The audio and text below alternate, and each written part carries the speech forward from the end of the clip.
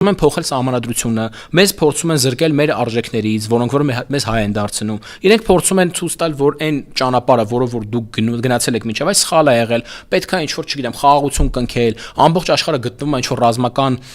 էսկալացիաների մեջ, ինչ-որ տարբեր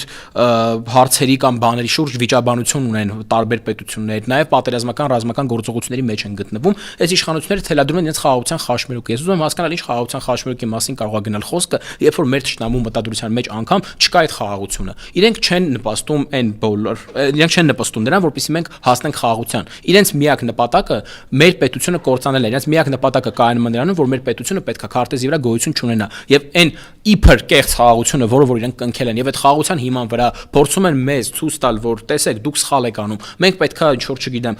իրենք խոնարհվում են թշնամու առաջ, թշնամի ինչ պայմաններ թելադրում է, իրենք այդ պայմաններին խելոք համաձայնվում են, գլխով են անում, ասում են դե ոչինչ, հիմա եթե օրինակ տենց են պահանջում, տենց է